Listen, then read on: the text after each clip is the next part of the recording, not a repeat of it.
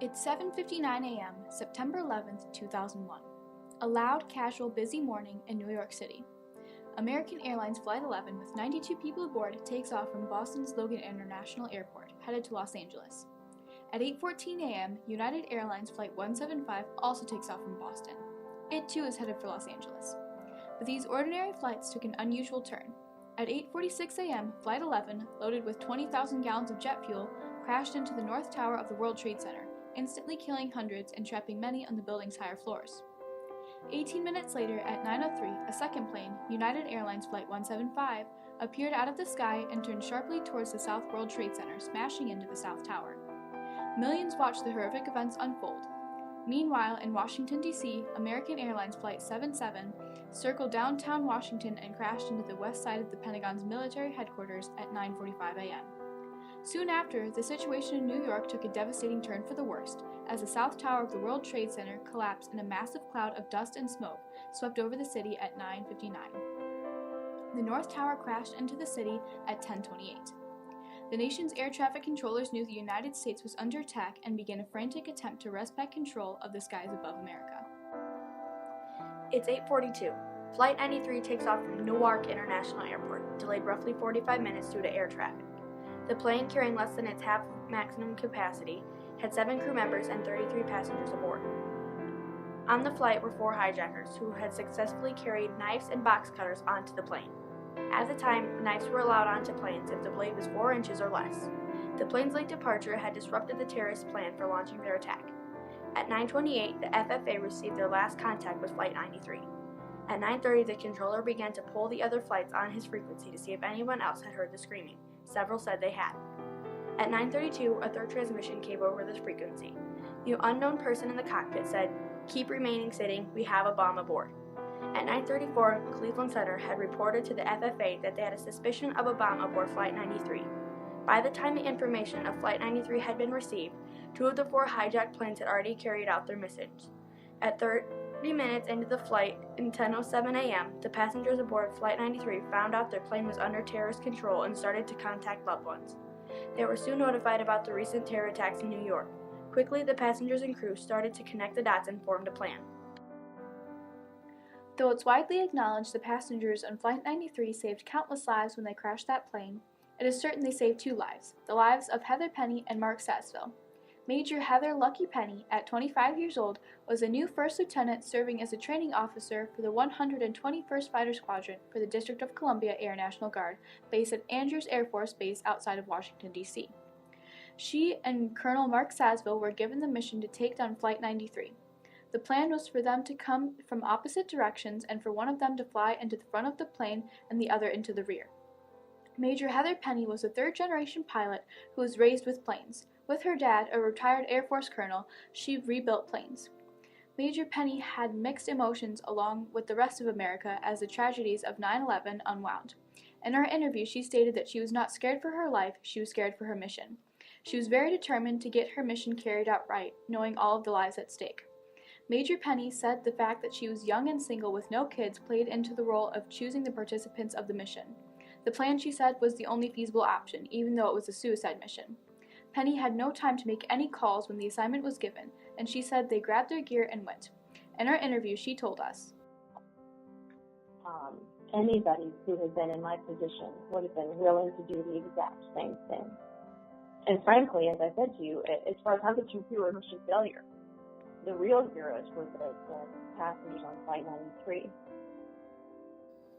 Todd Beamer, age 32, died on September 11, 2001.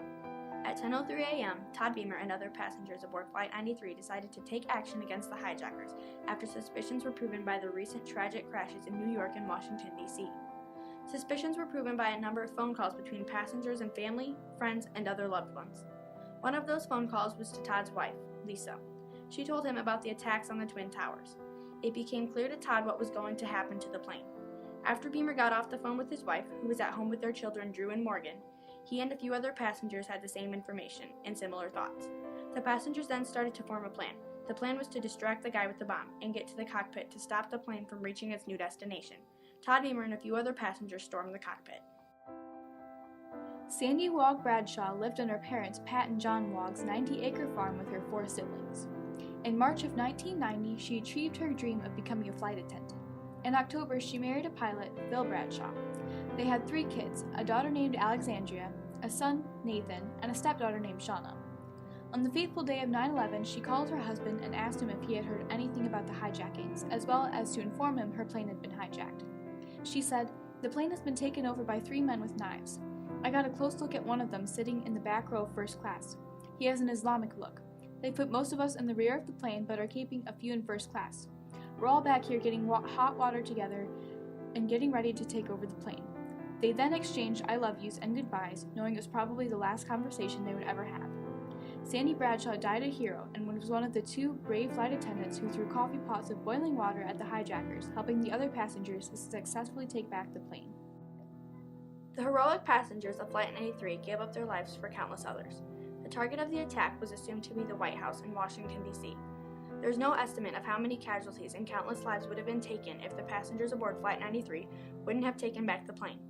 The passengers on Flight 93 not only interpreted and figured out the situation at hand, they also analyzed and constructed a plan to take control or take down the plane. Before the hijackers' mission was underway, uncertain of what might happen, they still knew that there was almost no chance of them surviving. Their plan was to distract the man keeping the hostages so they could storm the cockpit and take back control of the plane.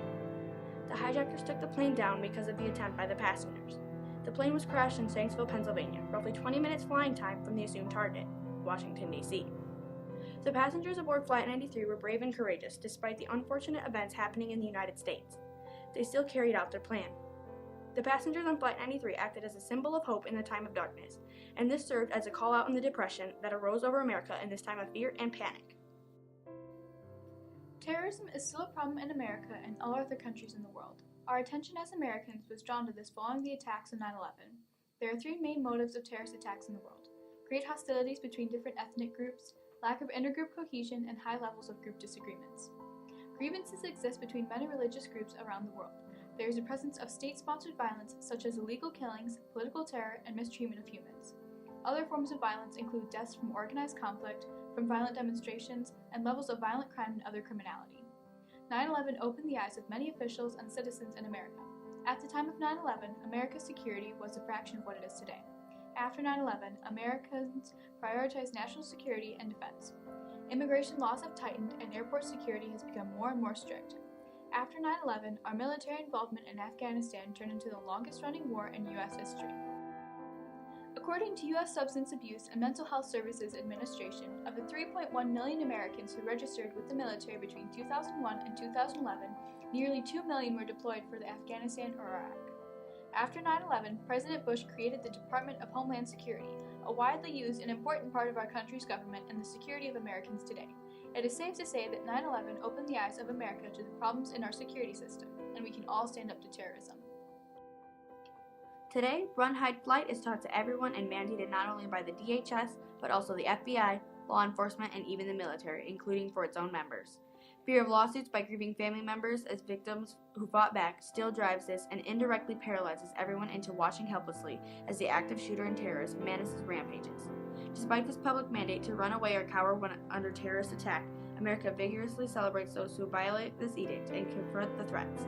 9/11 marked an important message in America. Todd Beamer inspired his fellow passengers aboard Flight 93 to take back the plane and save the lives of hundreds. Sandy Bradshaw faced death to spare the people below. Major Heather Penny and Colonel Sasville were willing to die to protect their country. The first responders of 9/11 attacks ran into crumbling buildings to save people they didn't know. These are just a few of the people who helped others on the fateful day of 9/11, and not one of them hesitated. They stood up for their country and saved thousands of lives because it was right. All of the passengers of Flight 93 were aware that they were going to die. They were all heroic. And although 9/11 was a shattering and devastating day, it was also a day for heroes who rose out of the ashes and stood up for America.